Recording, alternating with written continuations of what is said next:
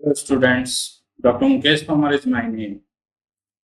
In today's lecture, we are going to understand various theories and its implementation in the real world. It is block 3, motivation and leadership. In this lecture, learning objective is to understand and describe the role of motivation through the theories, understand theories, and find out the benefit and drawbacks. What are the leadership, fundamental aspects of leadership, and leadership theories that are going to be conceptualized, understand in this session. Okay. This is the table of content. As of now, we have understand in this block concept of motivation, principle of motivation, and monetary and non-monetary motivations. Now, today onwards, we try to understand, conceptualize through the various theories. Let's start from the first theory, that is Maslow's theory of need. Maslow's need hierarchy theory. It is given by the Abraham Maslow's need hierarchy theory of motivation is the most common, simplest theory of motivation. Maslow's in theory summarized that first, every human being has a different set of needs, and unsatisfied needs act as a small or strong motivators. Second, as every individual has many needs, they are arranged in the order of their importance, starting from most basic need to most complex need. Right? In third element, we are conceptualizing the individual move to the advanced level of needs when the basic need is satisfied. Higher one. I am just explaining through the model also. If basis needs are not satisfied, the higher level need will be postponed. There are 5 basic needs. What are the 5 basic needs? First, physiological need and safety, social, self-esteem, and self-actualization. In this, a satisfied need does not act as a motivator. The only unsatisfied needs continue to motivate a human being.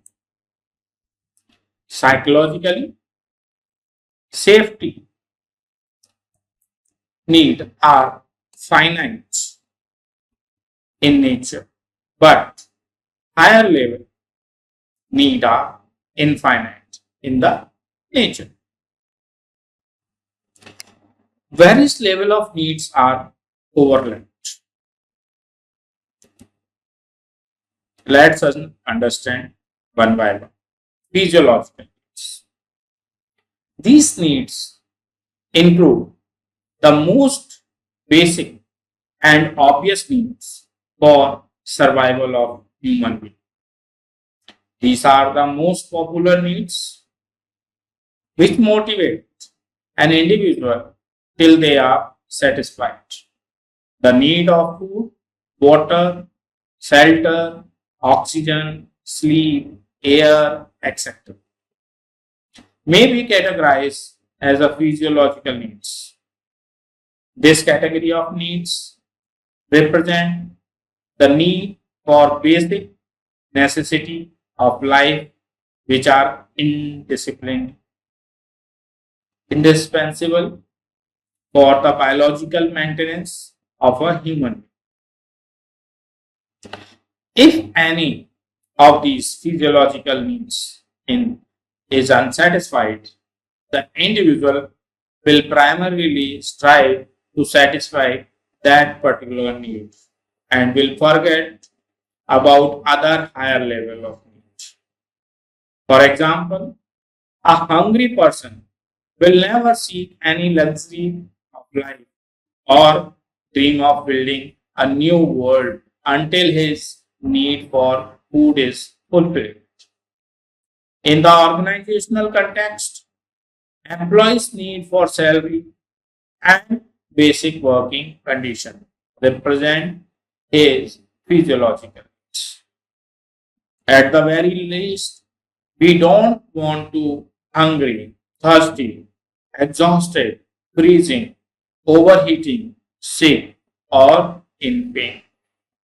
Psychological needs are the primary needs.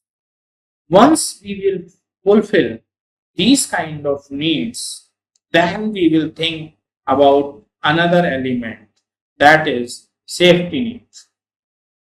Right? In this, safety needs are next in the hierarchy of need, second level, given by the Abraham Maslow's. Once the basic need of an individual are satisfied, he will strive for fulfillment of second level of needs, which are popularly known as safety or security. Safety needs here emphasis upon an assurance of the continuing of job, security of source of income, provision of for old age insurance, prediction of environmental factor surrounding an individual, etc. These are the come under safety need. Like take example one by one. Assurance of continuity of job. If any organization provides fundamental or physiological needs to the employee, then employee thinks about their security for the job, how they can secure or how they can assurance of having continuation of that particular job. If it is so, if company will give you more than 5 year working environment, they will provide you gratuity. This is what element of assurance of a continuity of job, kind of, if you think of it. Another element, security of source of income. If you are working in private sector, you need to think so many times. If you are not having job, what will you do? For that, you need to make secondary income, tertiary income of source so that you can secure your life, you can secure your family for the future well-being. Provision for old age. In this safety need and security need, you will take pension plan or any other insurance. In safety need, we can consider health insurance as well, or prediction of environmental factor surrounding an individual. Take an example of COVID. Before COVID, people are not having conscious or concern about their health issues. After having a COVID, people taking seriously very small things for the health. Health insurance, number of takers, receivers of health insurance increase. Organization provide group health insurance services after COVID. So this is what environmental factors which influence safety need and security. In, in an organizational context, safety needs are represented by job security, salary hike, safe working conditions, and unionizations. These are the elements of the organizational context. Now, focus on the third element, social need. What do you mean by social need? If we feel safe, that means if we cross the second level of Maslow's hierarchy of needs, then our social need for love and belongingness come into existence. Social needs are at the third level of the hierarchy. When physiological needs and safety need of human being are met, he started putting efforts to satisfy his social needs. These needs represent the need for love, affection, belongingness, friendship, membership in a group, social acceptance. This is what? Socialization. This is the third. Once you have complete safety need, physiological need, then safety need, then people think of social need. Means after having safety of life, they think affection, friendship, membership in a group, social acceptance, society at large. What they think about yourself, and you think where I am standing in my society. So that is what third. In an organizational context, social needs are fulfilled by participating in work group, means making a union or within the company and working together or enhance skills by the training part or internal or external training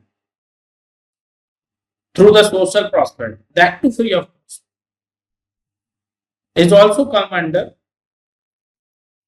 social need, but in the form of organizational team and friendly supervision by the seniors is also come under the organizational context. Right? Now, fourth one, self-esteem. Once we are secure in our social need, automatically third need we are secure.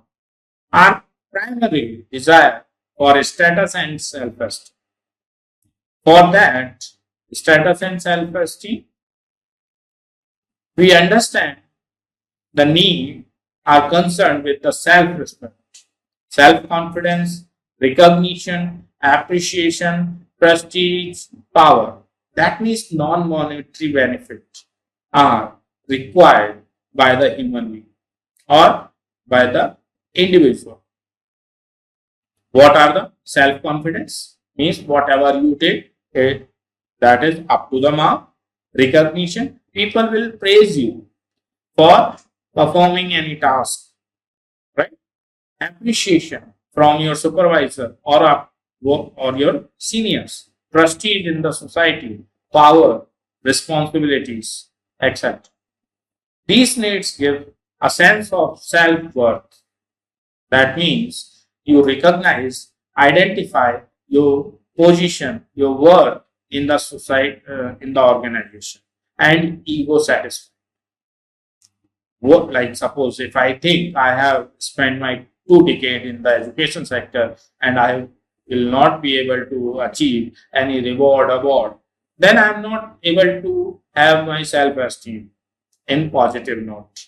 If I am having so many research papers, so many publications, and number of recognition, rewards, appreciation as a teacher, then I am highly satisfied. I can understand whatever I have done as of now is up to the mark.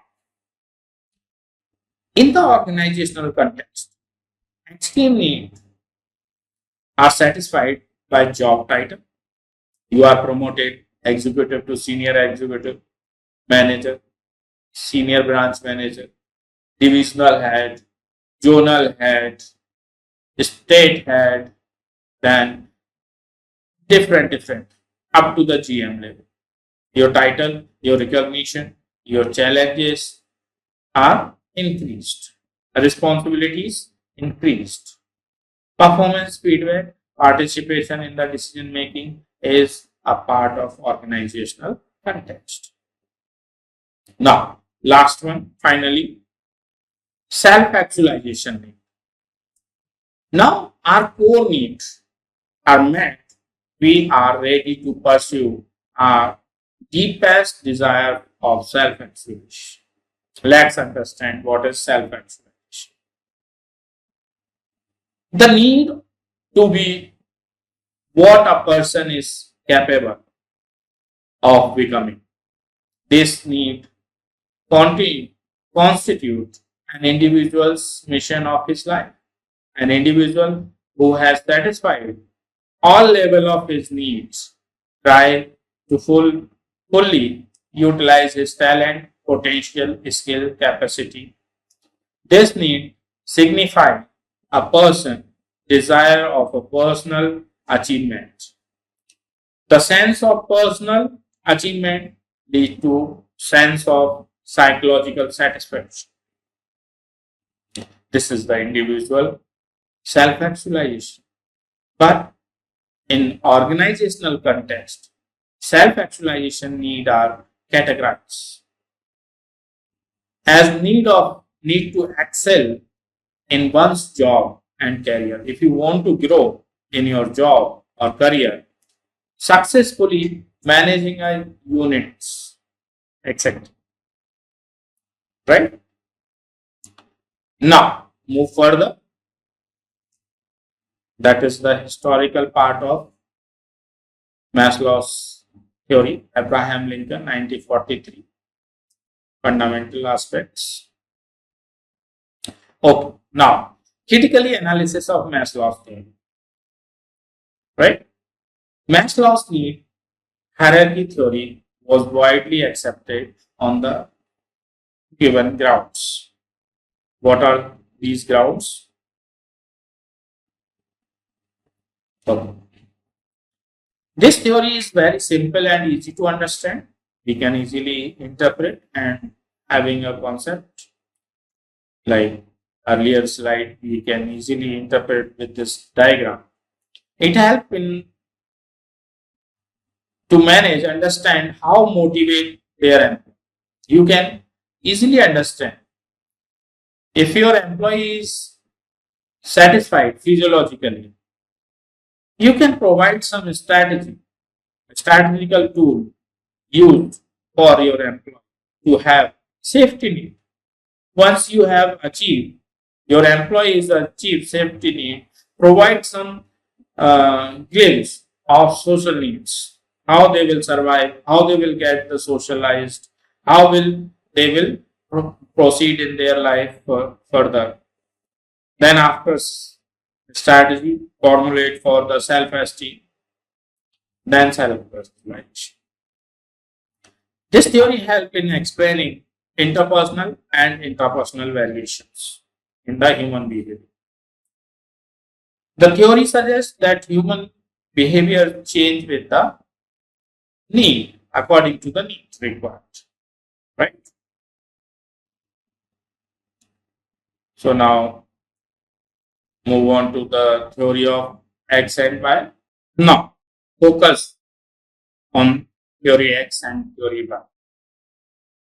In 1960s, Douglas McGraw developed two constant theory that explain how managers believe about what motivation their people can affect their management style. He labeled these theory X and theory Y. These theories continue to be important even today. Now, first question which comes in your mind, what motivates you or your organization from the organizational context? Theory X and Y were first explained by the McGregor in the book The Human Side of Enterprise. And they refer to style of management, authoritarian theory X and participation theory Y. If you believe that your team member dislike their work and have little motivation, then according to the McGregor, you will likely use an authoritarian style of management. This approach is very hands-on and usually involve micromanaging people. Work to ensure that it gets done properly. This theory is called theory X. Let's have a look one by one. According to this opinion, workers are naturally lazy, this despise their job and will do anything to avoid, right?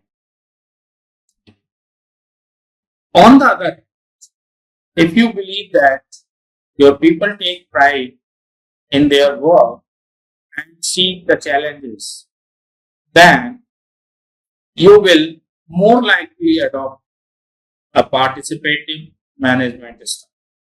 Managers who use this approach trust their people to take over ownership to their work and do it effectively by themselves. This kind of theory is called theory Y. Now, this is the basic concept. Now, one by one. It implies, theory X says, it implies that sever, rule, and revolution, punishment are necessary to maintain close supervision and control over the employees. Theory X supporting managers have a poor opinion of human nature and think that incentive without are what really drive their staff. Work in an organization that are managed like this can be repetitive and people are often motivated with the carrot and stick approach. Performance appraisal and remuneration are usually based on tangible results such as sales figure and product output or output and are used to control and keep tabs on the staff. This style of management assume that worker, as I told you earlier, naturally lazy, dislike their work, avoid responsibility, need constant directions, have to control, force and threaten to deliver the work, need to be supervised at every step, have no incentive to work or ambitions and therefore need to be enacted by reward to achieve the goals. Right? In this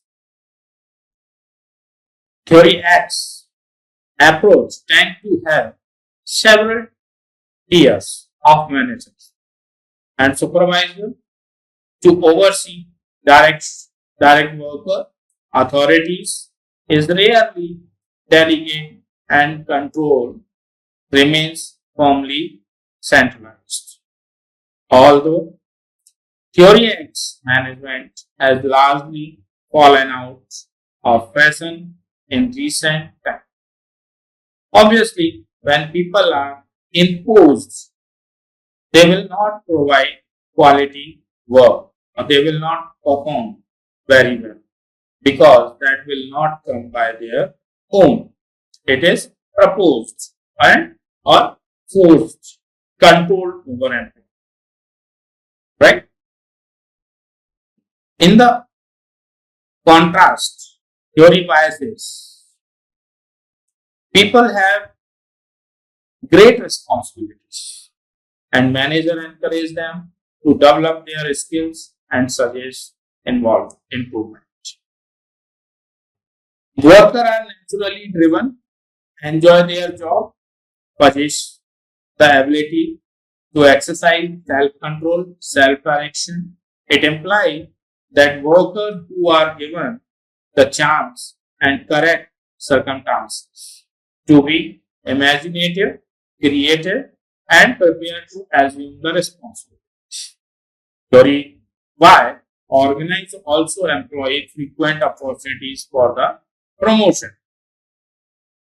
This kind of style assume that workers are empowered, trust, supportive, enhance employee motives and engagement, or happy to work on their own initiatives, more involvement in decision making, self motivation to complete their tasks, enjoy taking ownership of their work, seek and accept responsibility, and need little direction.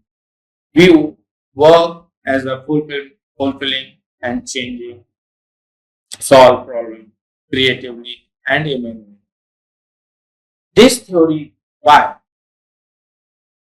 apply most of the organization nowadays. Why? Because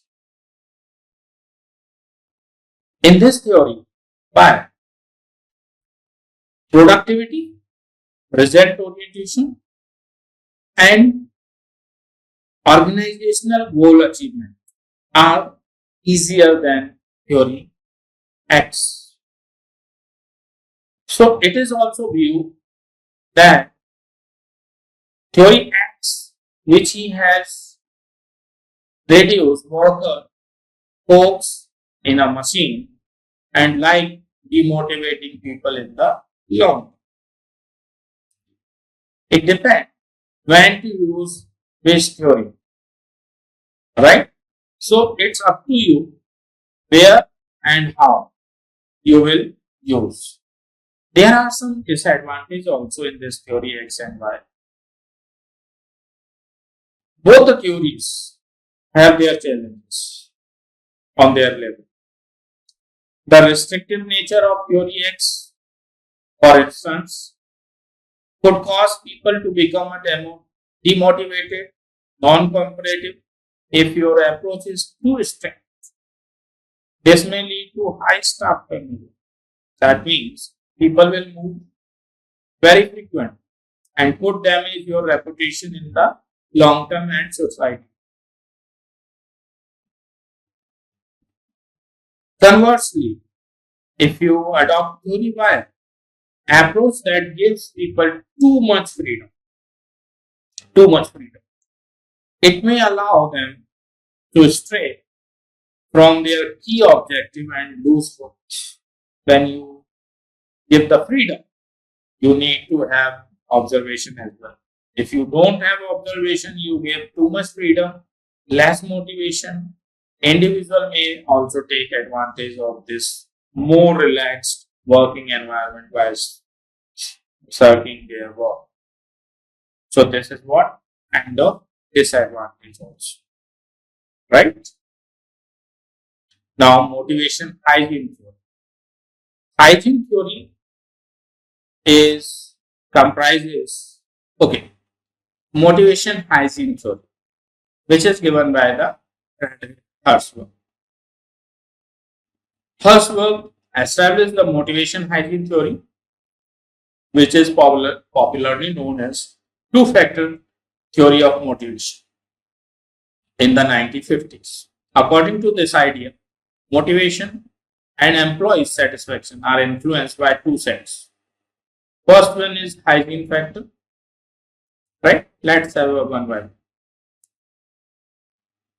In late 1950s and early 1960s, Herzberg and his associate conducted a survey of 2000 engineers and accountants. Critically, incident method was used for collecting the data. The respondents were asked two questions. First question, when did you feel good about your job? First question is what? When did you feel good about your job? Another question, second question, when did you feel bad about your job? These are the two questions asked by the 200 engineers and accountants. The response revealed that factors which made employee feel good were entirely different from the factor which made employee feel bad. That means feeling bad is a common and factors are also common, but feeling happy factors are different, right? Herzberg concluded that there are certain factors which tend to provide satisfaction to the employee, and on the other hand, there are certain factors which are related to job dissatisfaction. He categorized these factors into two factors, as I told you. First one is hygiene, another is motivational factor. So let's look one by one. Hygiene factor. These elements which have to do with the workplace are regarded as extrinsic. Extrinsic, that means external motivators. They cover things like pay, job, working environment, policy of company, communication, supervision, etc. and so on. Employee satisfaction is not negatively impacted by the mood, but high level of motivation are not a result of their presence. Hygiene factor or maintenance factor do not motivate people. They just prevent job dissatisfaction. That means simply we can understand job prevention is the motive.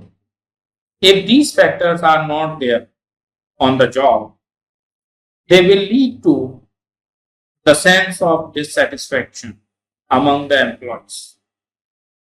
But on the other hand, their presence will not satisfy them.